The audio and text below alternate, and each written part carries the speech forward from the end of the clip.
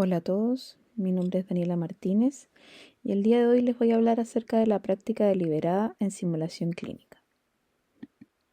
Para comenzar a hablar de práctica deliberada, es importante que se sepa cuál es el objetivo de la actividad, para saber qué activo, qué fantomas en particular debemos seleccionar, enfocarse en estructuras más bien específicas para que de alguna otra forma puedan realizar la repetición de la actividad cuantas veces sean necesarias y que se pueda llegar al dominio que se requiere.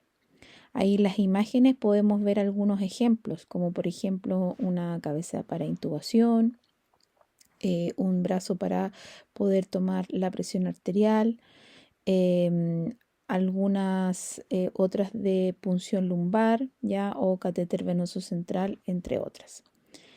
Desarrollando estas competencias técnicas vamos a lograr el entrenamiento de un proceso, ¿ya? Y podemos desarrollar estrategias de enseñanza como es la práctica deliberada. Vamos a comenzar a ver un poco de historia, ¿ya? ¿Quiénes comienzan con esto?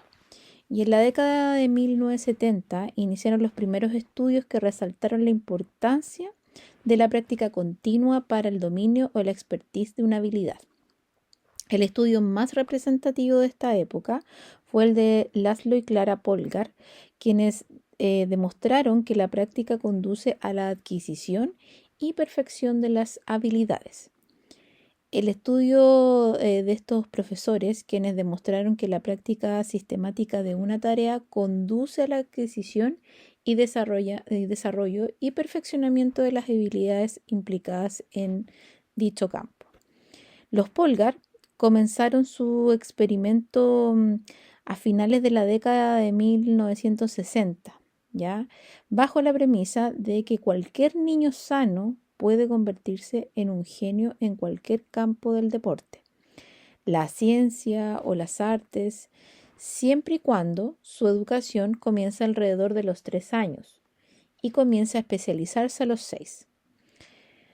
Ellos entrenaron más bien a sus hijas, ¿ya? Donde a los 4 años ya habían ganado un campeonato y a los 14 ya se consideraban las mejores. Luego de esto, comenzó a reforzar esta idea con la investigación realizada por Benjamin Bloom en la siguiente década. Él menciona que la cantidad y calidad de la práctica son factores primordiales para alcanzar el grado de experto. Ya aseveró que los expertos siempre se hacen, no nacen. Bloom realizó un estudio que sugería que se requieren al menos 10 años de trabajo arduo, independiente del genio o la condición de prodigio natural, para alcanzar el reconocimiento en cualquier campo respetable. Esto se refleja claramente en un estudio que hizo Bloom en el año 1985 sobre 120 atletas, artistas, intérpretes o ejecutantes de élite, bioquímicos, matemáticos, entre otros. Y cada persona del estudio necesitó al menos una década de estudio o práctica ardua para alcanzar el reconocimiento internacional. Los nadadores olímpicos entrenaron durante un promedio de 15 años antes de entrar a un equipo. Los mejores pianistas de concierto tardaron alrededor también de 15 años en obtener un reconocimiento internacional. Los investigadores, escultores y matemáticos de élite dedicaron cantidades de tiempo similares. Por lo tanto, el mensaje de Bloom al mundo educativo fue centrarse en el logro de objetivos y abandonar un modelo de escolarización basada en carreras de caballo, cuyo principal objetivo es finalmente identificar a los más rápidos.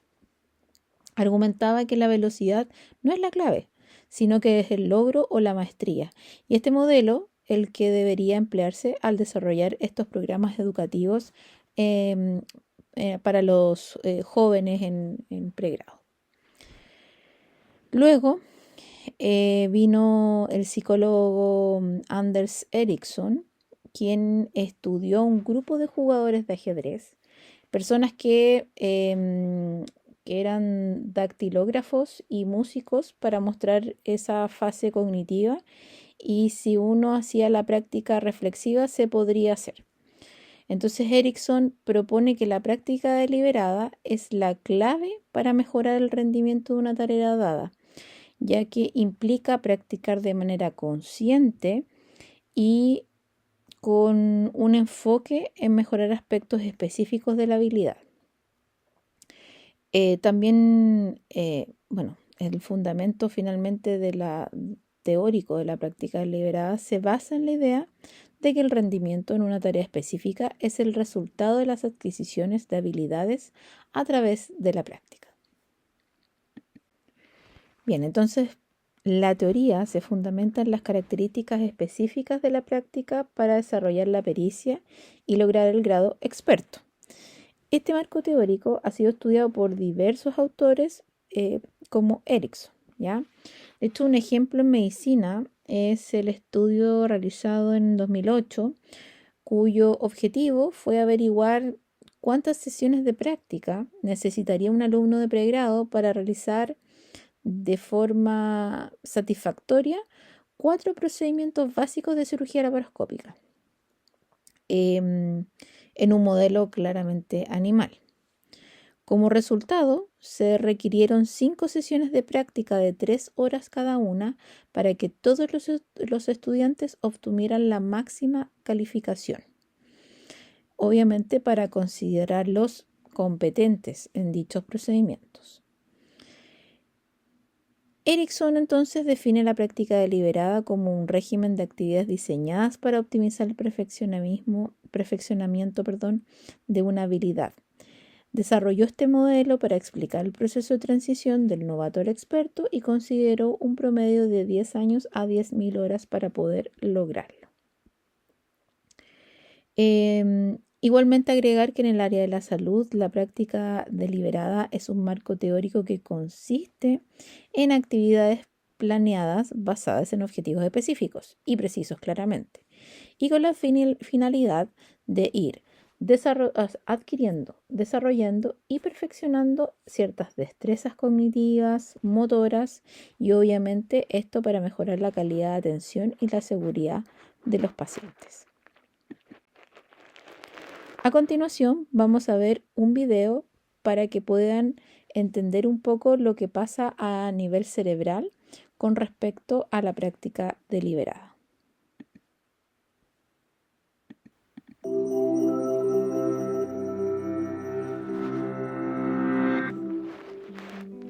Mastering any physical skill, be it performing a pirouette, playing an instrument, or throwing a baseball, takes practice. Practice is the repetition of an action with the goal of improvement, and it helps us perform with more ease, speed, and confidence. So what does practice do in our brains to make us better at things? Our brains have 2 kinds of neural tissue, gray matter and white matter. The gray matter processes information in the brain, directing signals and sensory stimuli to nerve cells, while white matter is mostly made up of fatty tissue and nerve fibers. In order for our bodies to move, information needs to travel from the brain's gray matter down the spinal cord through a chain of nerve fibers called axons to our muscles. So how does practice or repetition affect the inner workings of our brains? The axons that exist in the white matter are wrapped with a fatty substance called myelin, and it's this myelin covering, or sheath, that seems to change with practice. Myelin is similar to insulation on electrical cables. It prevents energy loss from electrical signals that the brain uses, moving them more efficiently along neural pathways. Some recent studies in mice suggest that the repetition of a physical motion increases the layers of myelin sheath that insulates the axons. And the more layers, the greater the insulation around the axon chains, forming a sort of superhighway for information connecting your brain to your muscles. So while many athletes and performers attribute their successes to muscle memory, muscles themselves don't really have memory. Rather, it may be the myelination of neural pathways that give these athletes and performers their edge with faster and more efficient neural pathways. There are many theories that attempt to quantify the number of hours, days, and even years of practice that it takes to master a skill. While we don't yet have a magic number, we do know that mastery isn't simply about the amount of hours of practice. It's also the quality and effectiveness of that practice. Effective practice is consistent, intensely focused, and targets content or weaknesses that lie at the edge of one's current abilities. So if effective practice is the key, how can we get the most out of our practice time? Try these tips. Focus on the task at hand. Minimize potential distractions by turning off the computer or TV and putting your cell phone on airplane mode. In one study, researchers observed 260 students studying. On average, those students were able to stay on task for only 6 minutes at a time. Laptops, smartphones, and particularly Facebook were the root of most distractions. Start out slowly or in slow motion. Coordination is built with repetitions, whether correct or incorrect. If you gradually increase the speed of the quality repetitions, you have a better chance of doing them correctly. Next, frequent repetitions with allotted breaks are common practice habits of elite performers. Studies have shown that many top athletes, musicians, and dancers spend 50 to 60 hours per week on activities related to their craft. Many divide their time used for effective practice into multiple daily practice sessions of limited duration. And finally, practice in your brain in vivid detail. It's a bit surprising, but a number of studies suggest that once a physical motion has been established, it can be reinforced just by imagining it. In one study, 144 basketball players were divided into two groups. Group A physically practiced one-handed free throws, while Group B only mentally practiced them. When they were tested at the end of the 2-week experiment, the intermediate and experienced players in both groups had improved by nearly the same amount. As scientists get closer to unraveling the secrets of our brains, our understanding of effective practice will only improve. In the meantime, effective practice is the best way we have of pushing our individual limits, achieving new heights, and maximizing our potential.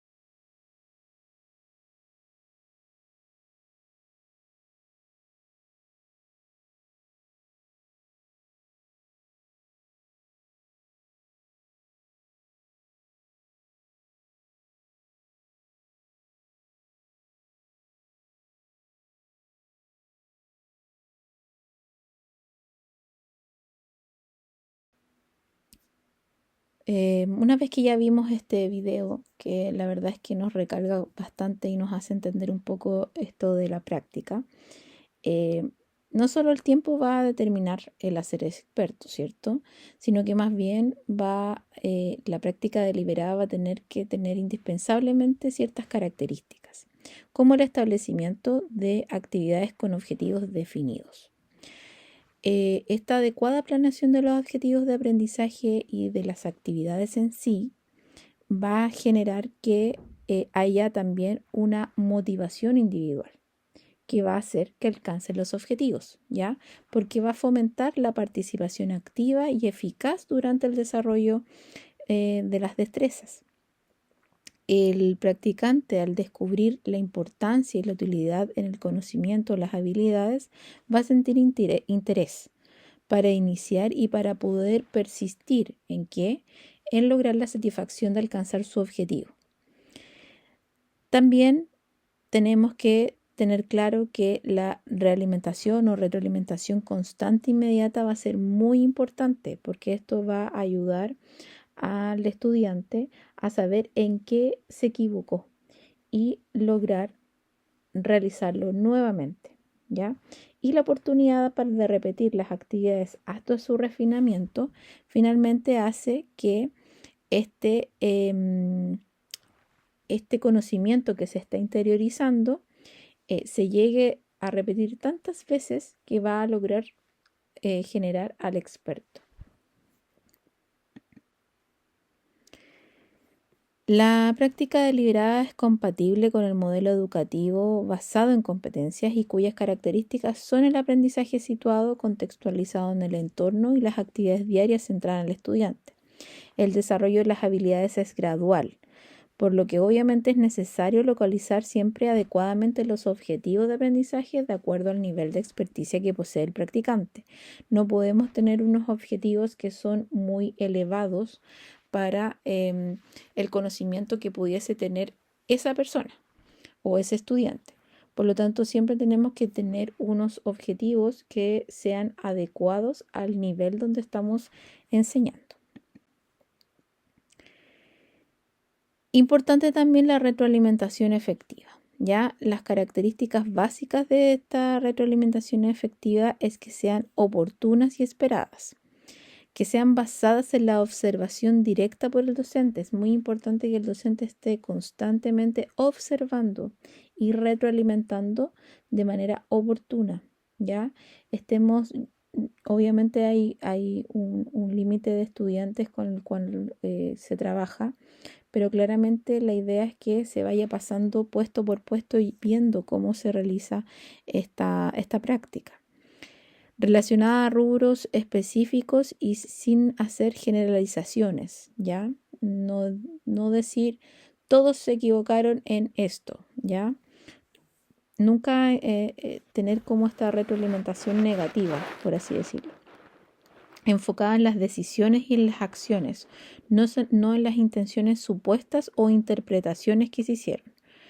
Noté que realizaste tal maniobra, ¿ya? O me fijé que al tomar el laringoscopio hiciste una maniobra peligrosa, ¿ya?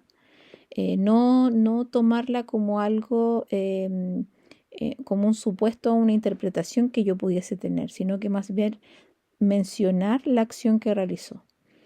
Destaca aspectos positivos, identifica y fundamenta áreas a mejorar. Siempre uno tiene que empezar con los aspectos positivos, que es lo bueno que tuvo de esa práctica, ¿ya? Ofrece introspección que ayuda a los estudiantes a realizar ajustes en su desempeño para poder mejorarlo. La idea es que si yo veo que están haciendo algo mal, no puedo esperar que lo termine de hacer mal, sino que más bien le hago una retroalimentación inmediata y oportuna. Favorece la autoevaluación al recibir una crítica constructiva. Confirma la comprensión del alumno y facilita su aceptación. Incrementa la capacidad de incorporar el desempeño, la opinión y sugerencias de experto. Brinda información que no se encuentra en los textos o en los exámenes y demuestra compromiso e interés del docente en sus aprendices. ¿ya? Estas son todas como algunos tips como para que puedan ir mejorando un poco la retroalimentación y de alguna otra forma ir incorporando en su lenguaje ciertos aspectos que quizás no tenían considerados o quizás sí, pero siempre es importante ir recordando estas características. Los objetivos, la motivación y la retroalimentación de una tarea son insuficientes para adquirir y perfeccionar el dominio de una actividad. Por ello también es necesario la repetición constante, porque puede ser que yo el retroalimento, ya, pero si lo hago solo una vez, lo más probable es que no me quede en mi retina, ¿ya? Como que tengo que repetirlo siempre constantemente para poder llegar a la expertise.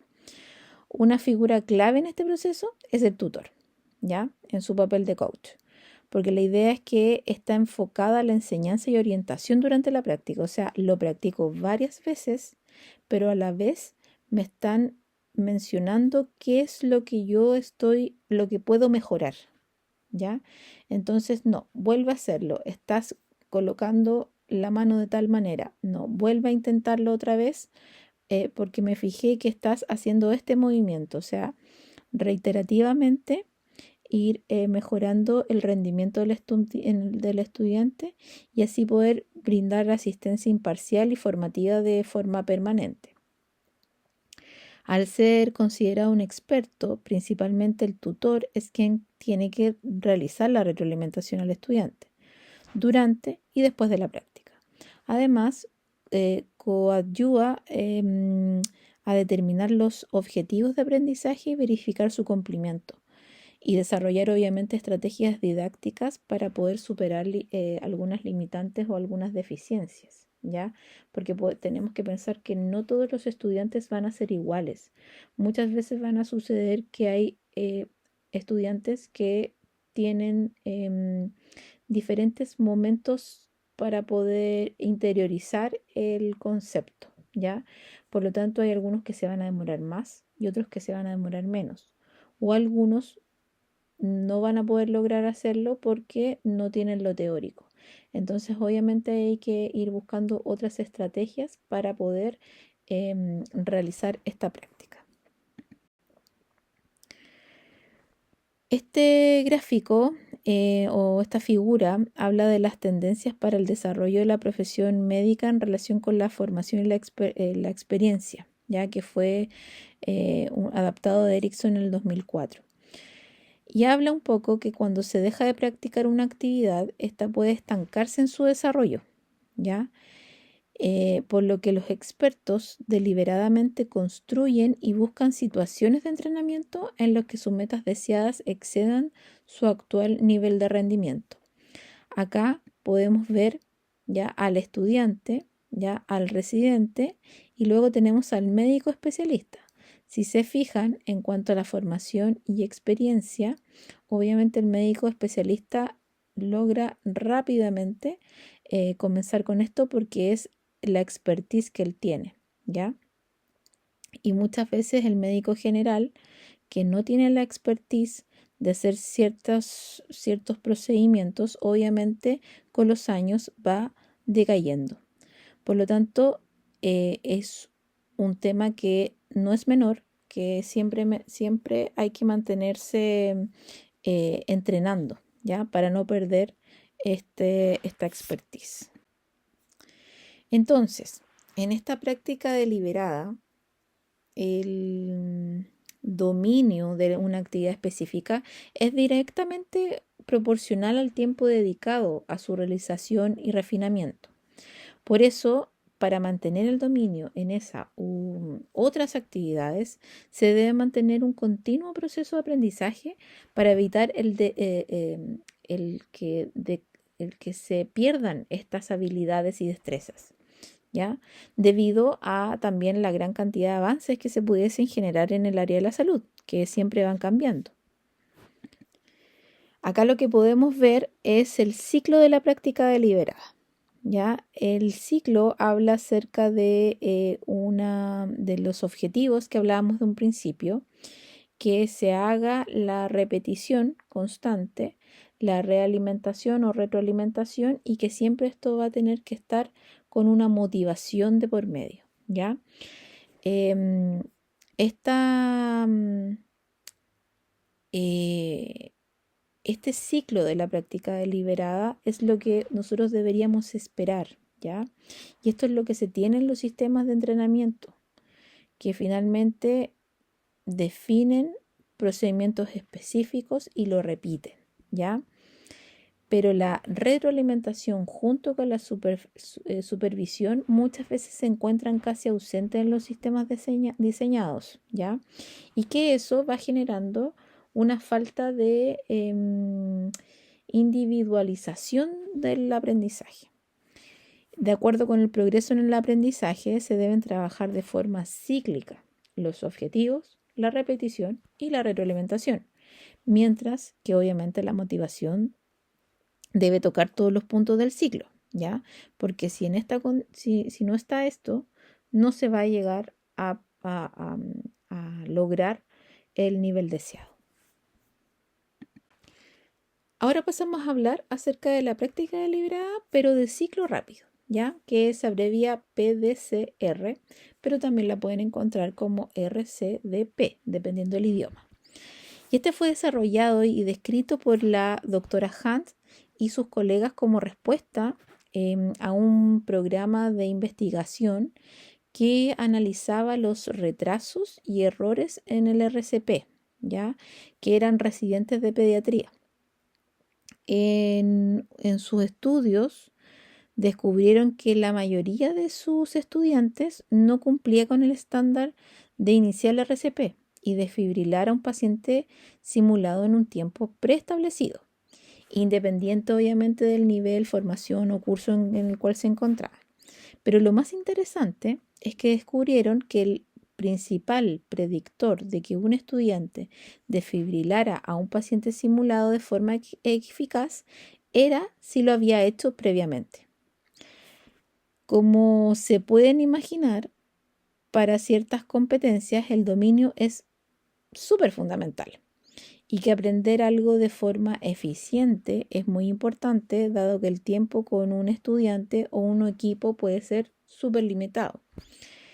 Handy y sus colegas, describen la práctica deliberada de ciclo rápido como un ciclo rápido entre práctica deliberada y retroalimentación dirigida hasta dominar la habilidad. Tras eso, se puede avanzar en caso de cualquier dificultad.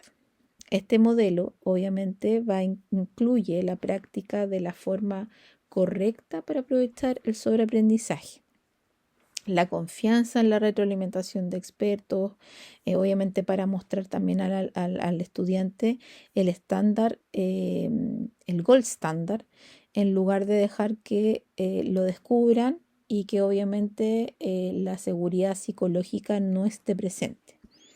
Por lo tanto, es un estudio bastante interesante. Ya aquí lo dejo para que puedan echar un vistazo después. Bien, entonces acá podemos evidenciar lo que les decía de la práctica deliberada de ciclo rápido. Son elementos del feedback replay loop, ¿ya? Donde vamos a observar el error, ¿ya? Ponerlo con el cursor.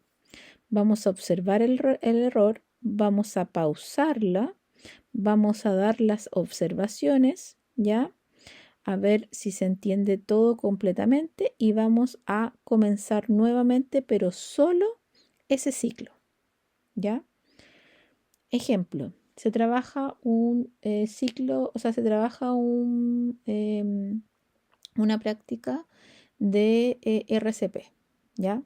Es un algoritmo que todos lo conocemos y estos se pueden separar en ciclos. Entonces, por ejemplo, en la primera parte del ciclo, ahí se puede generar una pauta donde ustedes determinan cuánto se corta el primer ciclo. Entonces, por ejemplo, el primer ciclo se demora mucho en identificar que el paciente está en paro y activar la clave azul. Por lo tanto, se para el escenario, se realiza la retroalimentación y se indica que efectivamente no se realizó de manera oportuna la activación de la clave azul. Estoy poniendo un ejemplo, ¿ya? Recuerden que para poder determinar cómo se evalúa al paciente tenemos que hacer los siguientes pasos y luego activar rápidamente la clave azul, ¿ya? Como hacer un recordatorio. Y rodamos nuevamente. Esa es la forma de hacer una práctica deliberada de ciclo rápido. Luego, aprueban todo el ciclo, vamos con el segundo. ¿Ya? El segundo es que identifiquen el ritmo, por ejemplo. ¿Ya?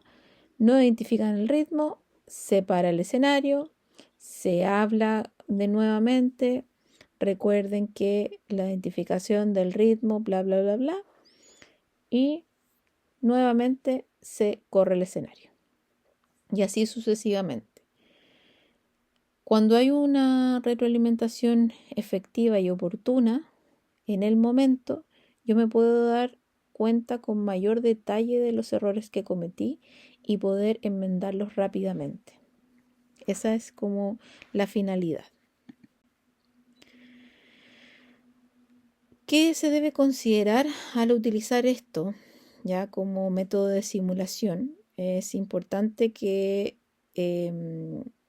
comprender que en contextos tiene más probabilidad de éxito que otros. Entonces tienen que considerar lo siguiente. ¿Cuándo enseñarles cómo es tan importante cómo enseñarles qué? ¿Ya? Cuando la repetición y la memoria muscular son importantes, por ejemplo, en el RCP. Cuando el reconocimiento de patrones es importante, considera el protocolo, sí, y cómo, por ejemplo, si ve fibrilación ventricular, debe defibrilar.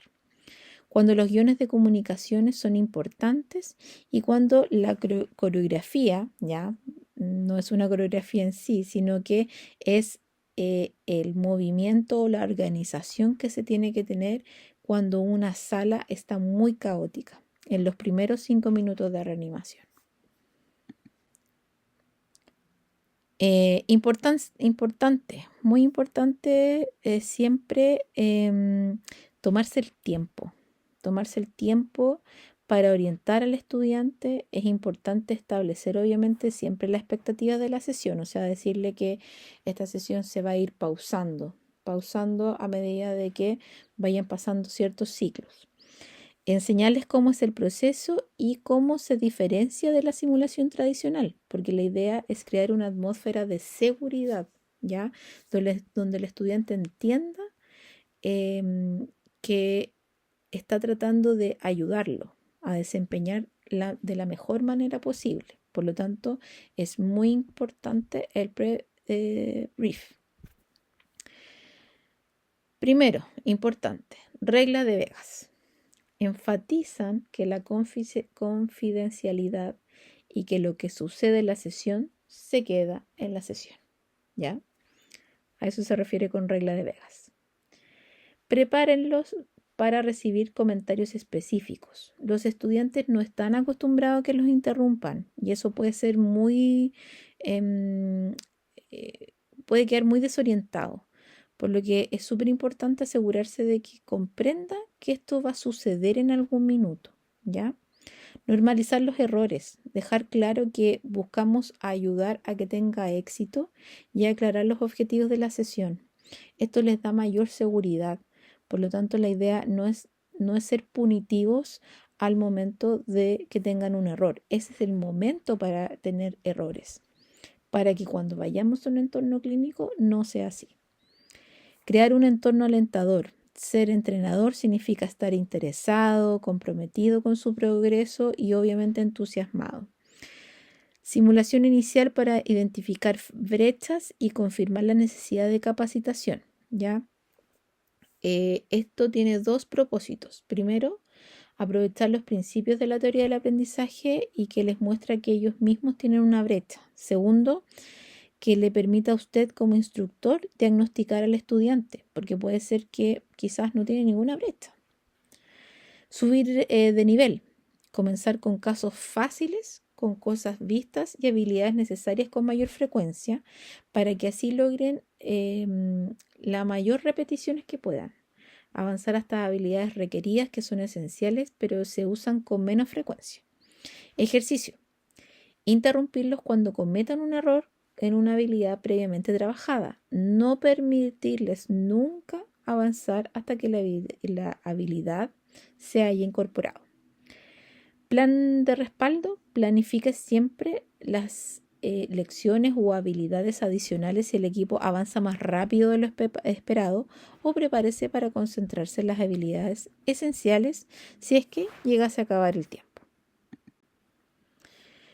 Para concluir, la teoría de la práctica deliberada es un modelo de enseñanza-aprendizaje que va a estar siempre centrado en el estudiante para poder ayudar a formar profesionales competentes, y es aplicable durante los diferentes niveles de su trayectoria académica debido a sus características fundamentales: contar con objetivos definidos, motivación, retroalimentación y repetición.